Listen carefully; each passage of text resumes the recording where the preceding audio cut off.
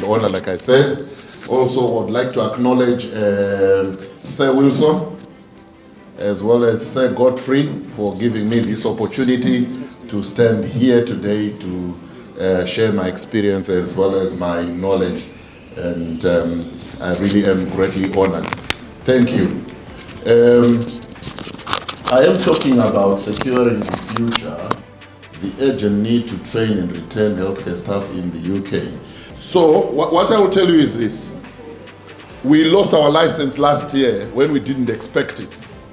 That was on the 19th of January last year. But contrary to the normal things that are being said about providers, I thought we were ticking every box.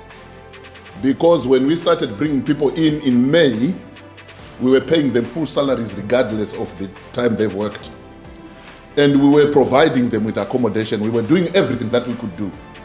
And when we were recruiting people, we were also training them so well and so much because it's a passion. I heard someone mention here that in as much as you are into this business, you cannot go into healthcare business if actually you do not care. And I think that is very important. And he mentioned that getting a profit is a bonus. Getting a profit is a bonus. But the most important thing is looking after people and improving their lives. If you miss that, everything else will not align. You really need to care for people. And it's important. And let's give a round of applause for everyone in the care business for caring. And I always say to people, because what we do, introducing myself, I am Gwinyai Masaka, as you have heard the introduction going. I've been in education and I've been in finance, worked in insurance. I've also worked as a teacher. And I do believe also you cannot be a teacher and you don't like children. You cannot be a teacher and you don't care for young people and their development.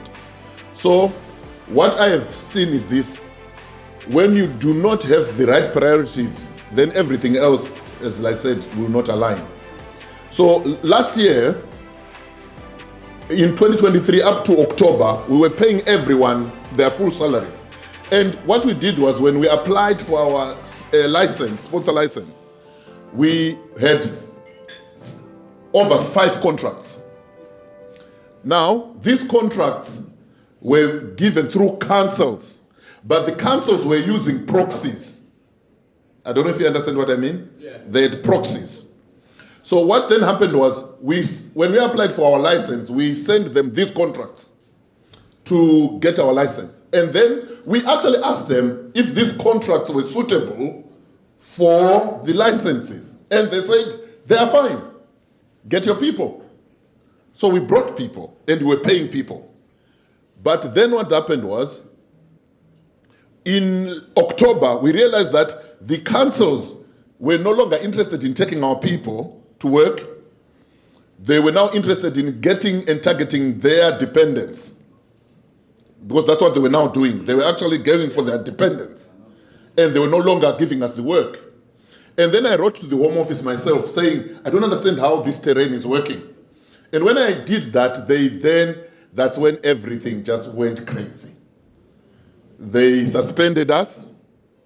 They asked for one thing or the other. And the funny thing that I realized was this: they were looking for information that proves that we are not doing well. For example, we have 2 websites, one for training and for supply, and then we have another website for health and social care, for our care provision. They then used the website for training to mean that we were doing things that are not right, even when we contested. And in the end, we ended up taking them to the High Court, and we lost still. Please, don't clap hands for me for losing at the High Court. But all the same, we did lose. But the fact that I realized, what I saw is that over time, history sometimes will show a lot of discrepancies and a lot of things that were not done right, especially in this terrain. Yeah. But all that having been said, We train our staff so well to the extent that everyone who came through our doors will walk out with 18 certificates on face-to-face training. And we'll make sure that a person is equipped to the extent that most of our people who went into the field, most of them, if not almost all of them, were recruited quickly. And when we get our license, thank you, Rumbi. Where's Rumbi? Let's clap hands for her. We are reapplying very soon, and we'll come after our employees. If you have them, we are coming. I'm telling you the truth. If you have anyone from Beacon, I'm coming. Right. When you talk about recruitment and training people, it's one of the most important things that we must never forget. Because what tends to happen is this.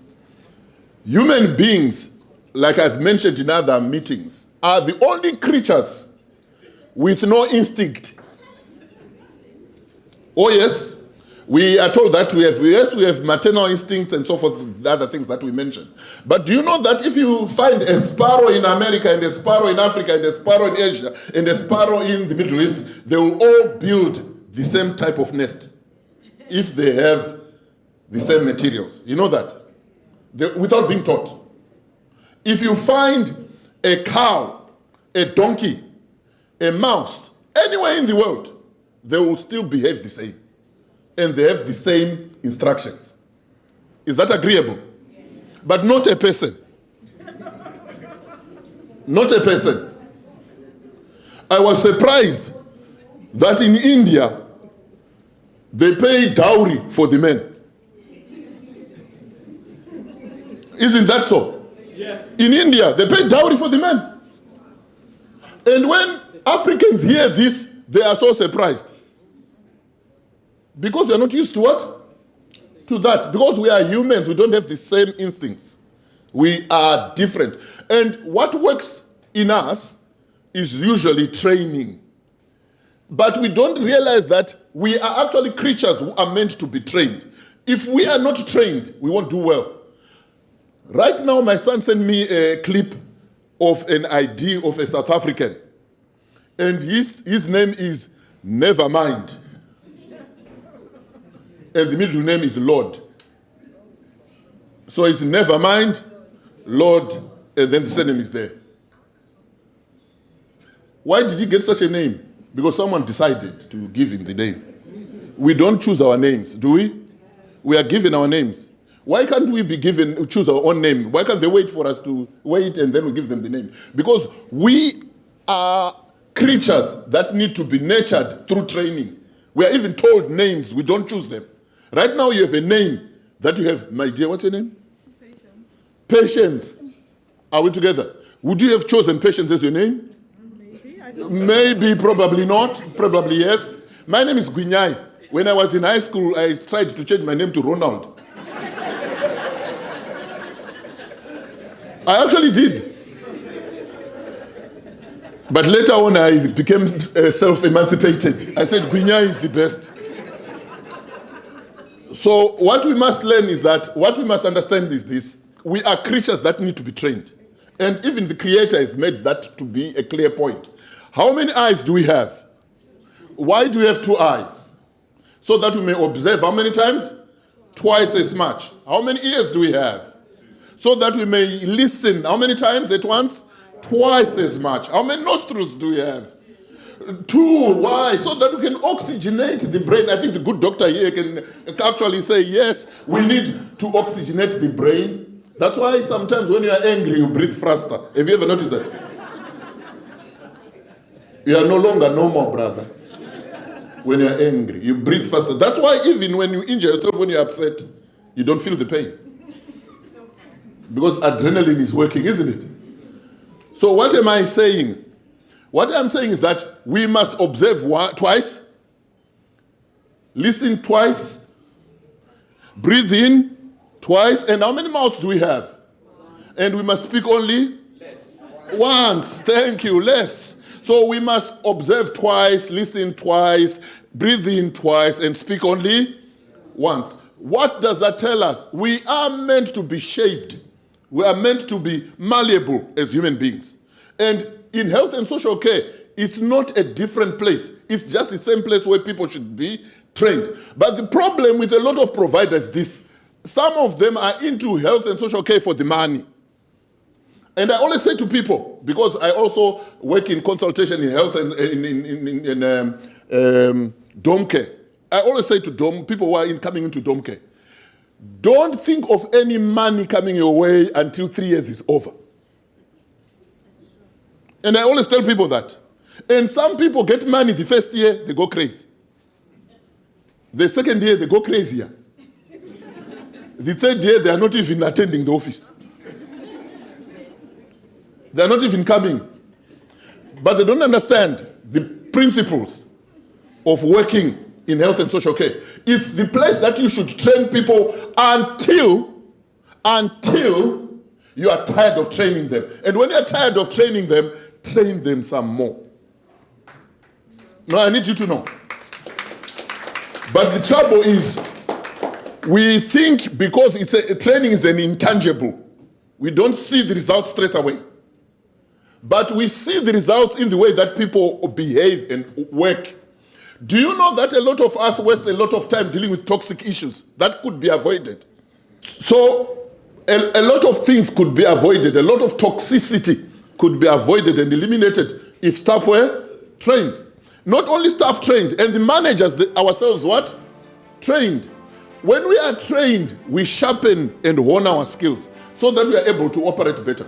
That's why we need to clap hands for functions like this. Let's clap hands for this. You need to keep on training them. And most of us don't realize that we actually lose. The healthcare system is actually having a staffing crisis. I think Rumbe has already mentioned that. I won't go for much onto that. Can we move on, please? Right. In the NHS, over 120,000 vacancies. And did you know that by 2030, the healthcare sector is believed that the number of people in care are going to double? Did you know that? That's what they are saying, that it's going doubling by 2030. And 2030 is not far.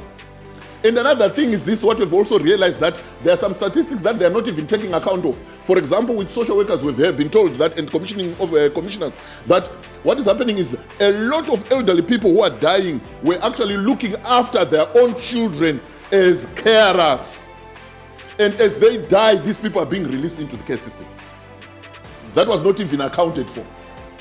So the doubling is happening, and people are being released into care who are being supported by the elderly what? Parents. Now the business will grow. It will continue to grow. But the issue is, a lot of us have been opportunists.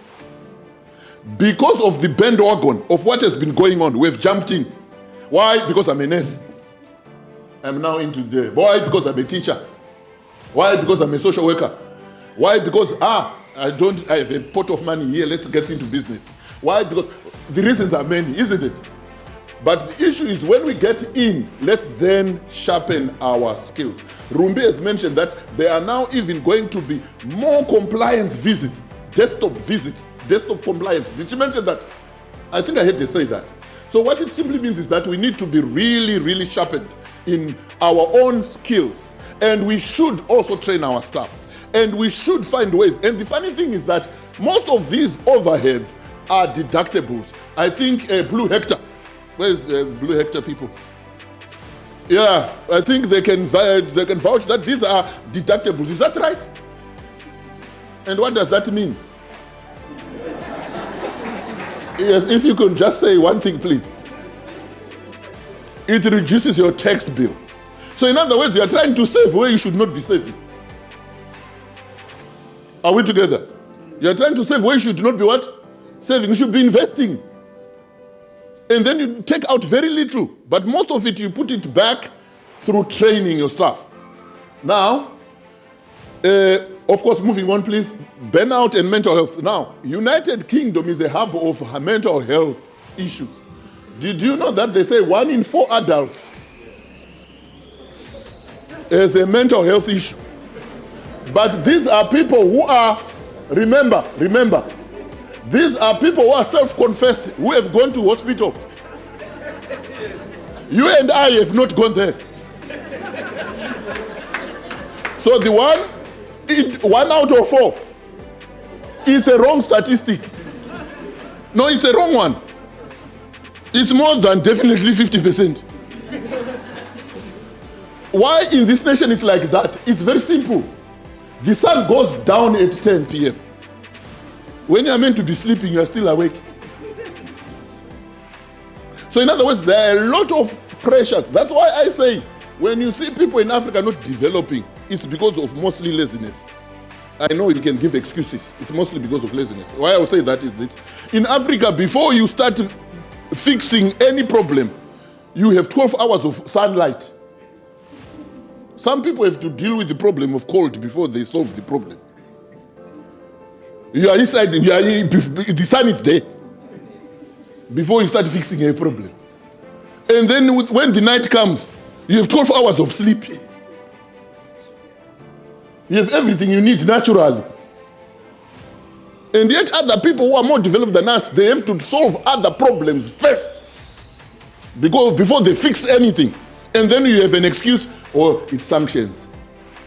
It's whatever. I'm just giving an example.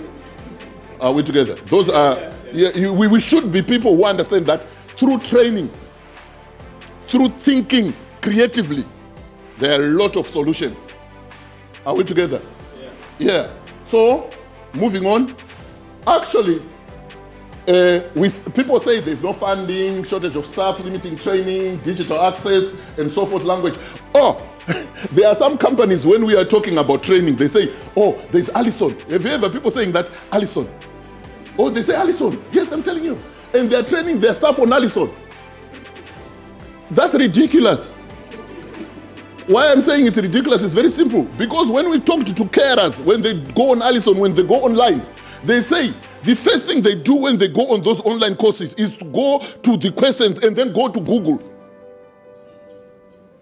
They Google the answers from the end. And then you have staff with 100% knowing very little. With 12 certificates, 50 certificates. That's not proper training. Online training is only meant for supplementary training. When you train people face to face, there are certain things that you learn through contact, which are not in books, and we call that tacit knowledge. Let's say tacit knowledge. Tacit knowledge is knowledge that you don't find in books.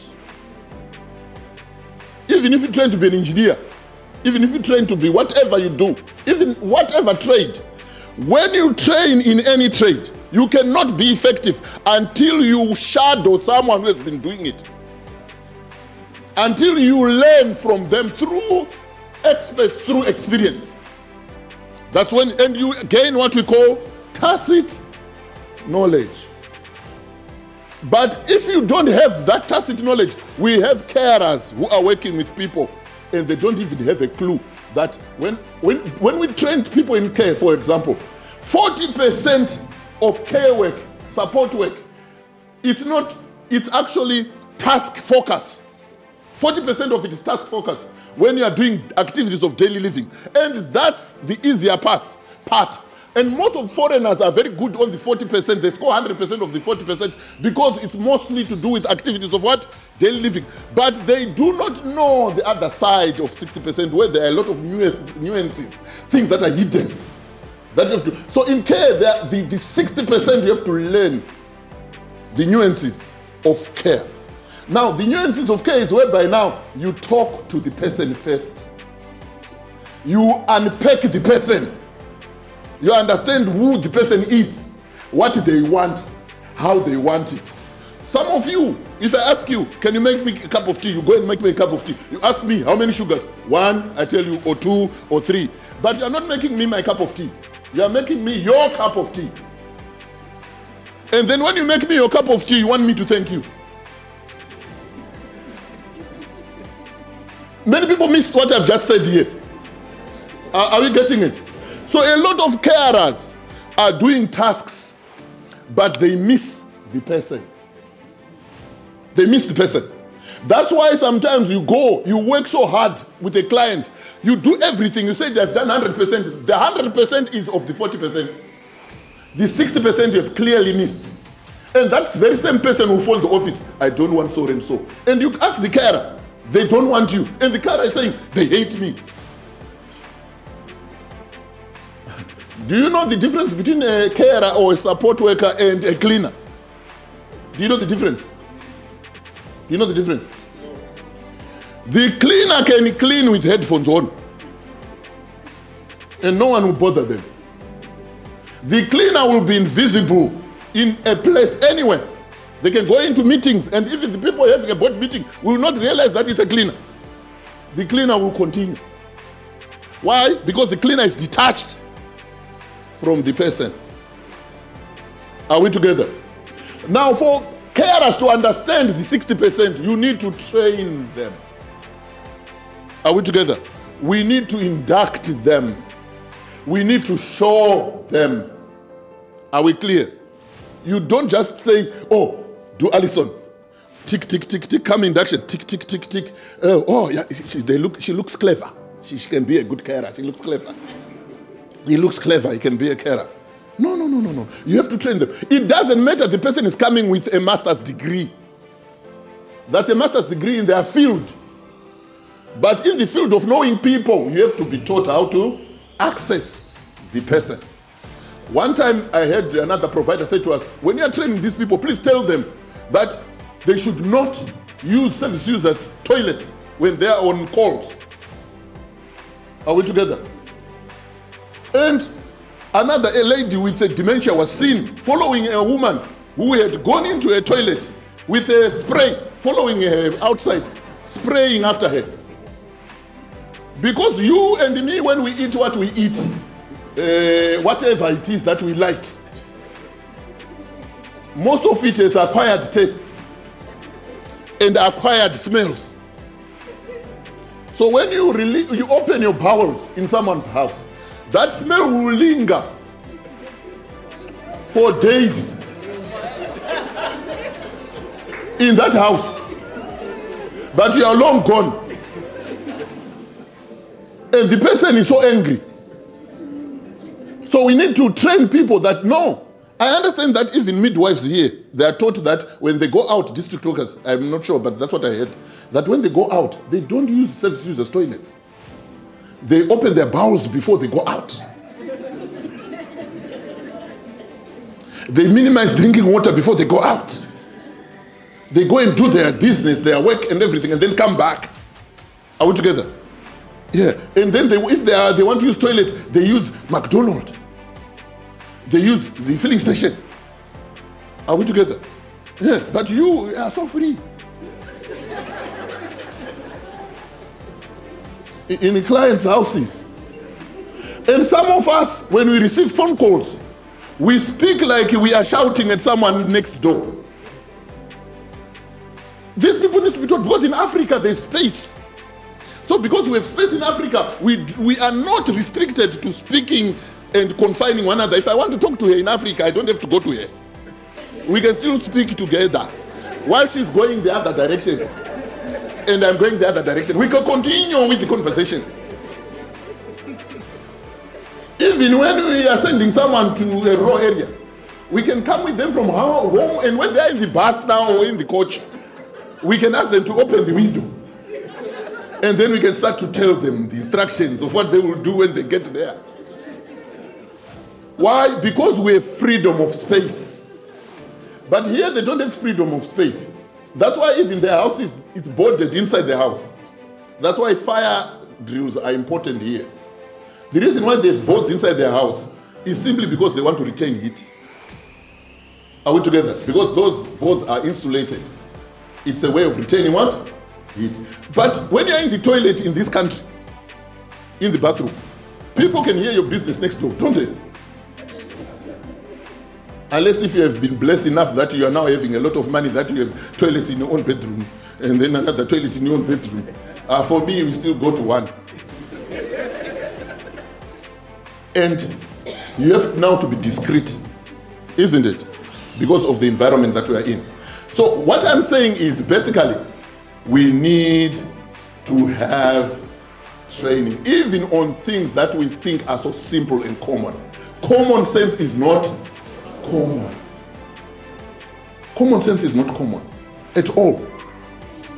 Are we together? Yeah. So let's train people, even over simple things, even on how to speak, even on how to approach someone. Right? Have you ever seen that an untrained person, you can see them even the way they walk? If you see two people standing, you don't go inside there because I have a right of way. No, you go and stand. You excuse yourself or you go around, isn't it? So these things we need to be trained. But if you come from my country, Zimbabwe, because Zimbabwe is a place where people are sharpened their academics through mental sharpening, we are very good at arguments. Oh yes, find a Zimbabwean, he can argue any topic out. And we will leave you even apologizing. Well, I'm telling you, it's the way we have been trained. We have been trained to remember. We have been trained to argue. We have been trained to see further. But we have been not trained to be practical people. That's just me. Of course, I'm wrong somewhere. Don't take everything. But what I'm saying is that we now resist training because of that. Because we have another qualification somewhere, we don't realize that someone below me in their qualification can actually teach me something that I don't know. You need to understand that nowadays there's what we call reverse mentorship. I don't know if you've heard of that. Reverse mentorship. Reverse mentorship is whereby I am a mentor to him. I can see he's a young man. Please stand. He's my prop, but I'm working with him now. I can see he's a young man. I'm 55 years old. 44 years, 10 years younger. Very young. Right. So, I have some skills that I can impart to this young gentleman because of my skill base. But he has other skills that he can teach me which I don't have. So I am his mentor in certain areas and he's also my mentor in other areas. So it's no longer mentor and mentee. It's now reverse mentorship. Are we together? So we need now to value the skills that he has as we train each other. Are we together? So even when you are training, pitch stuff at your staff, don't be the fountain of knowledge pouring all into empty vessels. Don't do that. Share what you know and let them give you feedback of what they know. And you may learn a lot of other things from your own staff. Is that okay? Thank you. Let's clap hands for him. How much time do I have? Okay. Right, let's move on just quickly on the slide so that we can just see as we go. Right, yes, we at our workplace we recruited apprentices. We had 3 apprentices in health and social care. That's another way of recruiting and staffing your offices and also your field, using apprenticeships. What we did in our office, we had 3. One was with an accounting background, the other one was health and social care, the other one was admin. So we created a new job description which says that every one of you will go in the field. No one does not go in the field. You cannot help people in the field which you have never experienced. So we made it a point that as part of the apprenticeship, they also go into the what? Into the field. And they've been covering some calls between 9 and 5. And it has worked well. And we have managed to recruit British people. Remember, our license was taken. So we had to be creative. So we went the apprenticeship way. With the apprenticeship way, they're actually now waiting because it has been a success. Out of the 3, 1 dropped out. They were not turning up to work some days. And then the second one did well. She's now going to uni. And she said, I don't want to leave your company. Can I still be working? We said, of course. Never leave us. Stay with us. And she's happy to come. And then the third one was a problem. She wanted to be paid while sick and not coming to work while going to another job. The example that was given here. Right, so we no longer have her. We managed her out of the organization like she mentioned. Right, so you must also provide flexible scheduling so that you retain staff. Now, a lot of us underestimate the issue of going to schools during school runs. There's a lot of potential workers there. who come with their children, drop them off, and come and pick them up. Most of them think they cannot even work. So when you go there, you offer them a job to start from 10 to 2. Are we together? And then after 5, or things like that. You'll be surprised that a lot of women will join, or parents will join your company with that flexibility. Actually, we are one of the few companies with local people who go into the field in Donkey. Oh, clap hands for us. Because we provide flexible what? Scheduling. And we train them. And when we do meeting, we actually everyone attends the meeting through whatever gadget you're able to have. For example, we are so flexible that even our uniform is not an uniform. Did you hear that? Yeah, because what we say is, if you like something that is good to be a uniform, bring it and we'll put a logo. We'll just put a logo, our logo there, with whatever you like, as long as it's decent and nice. So they have different fashions with our logo. Are you getting what I'm trying to say? Yeah. Okay, moving on. Right, fund training through grants and support, yes. You will get these slides later. Go on, please. Right, of course, cost of inactions. If you don't do anything, it will be costly to you, please. Investing in people, Richard Branson, please. Right, now, did you know how much it costs your organization to lose an employee and look for one? Did you know how much it costs you? Just one thing, please. If you don't mind Googling, Google, I know the answer, just Google how much does it cost a health and social care organization to recruit a healthcare worker. I need the figure. It's 3,500. Yes, 3,500. Thank you. It costs the organization 3,500 to recruit a person. And then you lose them after 6 months. You lose them after 3 months. You must guard jealously and keep people. And through training and talking to them, you will be surprised what you can do. With that, I'll end here. Thank you.